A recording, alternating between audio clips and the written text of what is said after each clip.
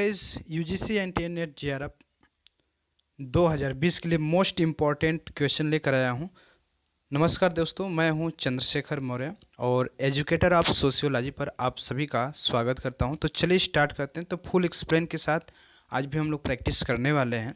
तो चलिए स्टार्ट करते हैं और लेते हैं पहला प्रश्न। निम्नलिखित अवधारणाओं को उनके लेखकों से जोड़िए। तो यहाँ पर जो लेखक हैं इस हिसाब से हमें जोड़ना है कि कौन से उसके जो अवधारणा है उससे मैच करता है। तो यहाँ पर हम लोग देखेंगे, सबसे पहले हैं पेरेटो।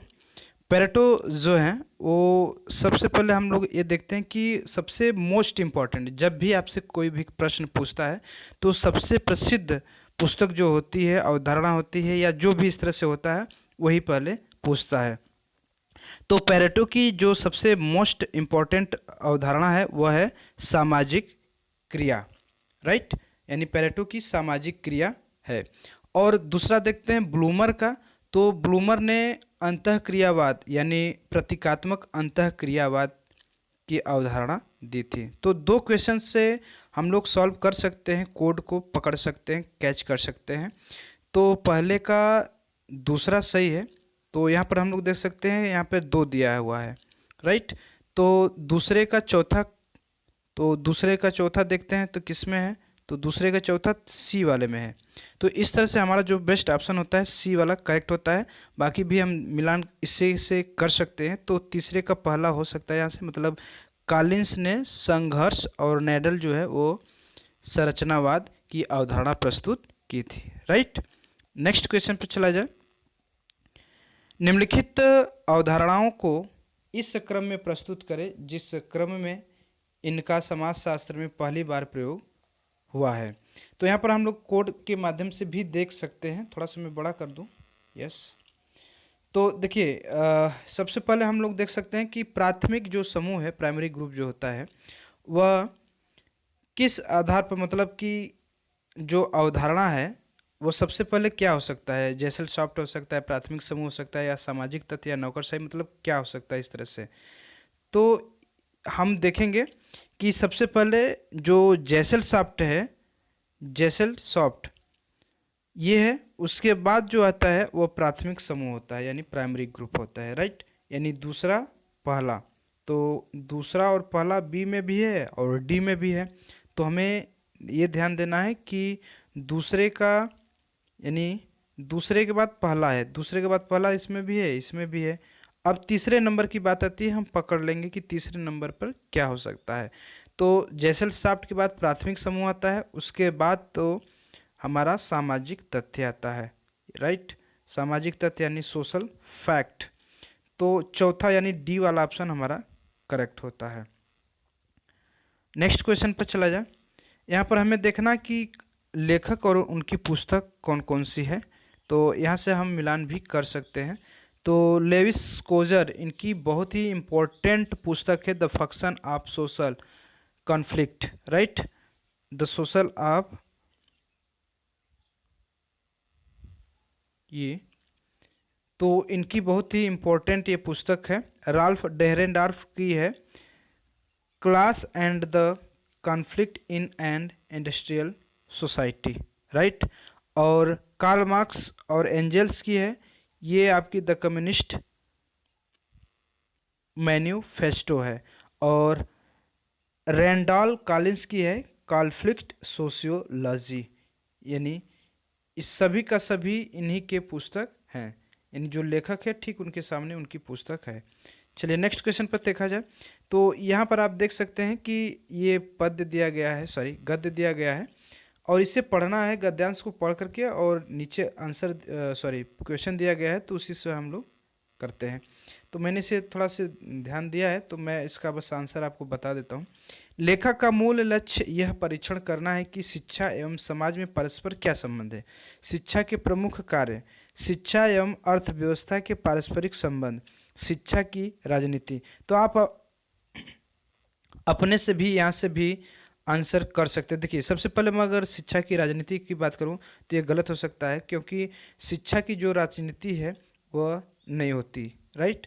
मतलब इस तरह से नहीं कि उसका व्यवसाय करके राजनीति किया जाए, वो हो रहा है, बात उसकी नहीं है। लेकिन यहाँ की जो मैं इस गद्यांश की बात कर रहा हूँ तो इस तरह से ये नहीं हो सकता है। शिक्षा एवं अर्थव्यवस्था के पारस्परिक संबंध, कोई मतलब नहीं। शिक्षा के प्रमुख कार्य, ये भी कोई मतलब नहीं। शिक्षा एवं समाज में परस्पर क्या संबंध है, ये लेखक का मूल लक्ष्य है परीक्षण करना, राइट। नेक्स्ट क्वेश्चन चला जाए। उपरोक्त गद्यांश के अनुसार निम्नलिखित में से शिक्षा के कौन कौन से कार्य हैं? मूल्यों एवं सिद्धांतों, स्किल्ड की सिखलाई देना, औद्योगिक विकास का सुगम बनाना, राजनीतिक चेतना को जागृत करना। तो यहाँ पर आप देख सकते हैं कि जो मूल्यों के सिद्धांत हस्ता यानी स्किल्ड जो है कौशल, ये सिखलाई देना, ये सही है।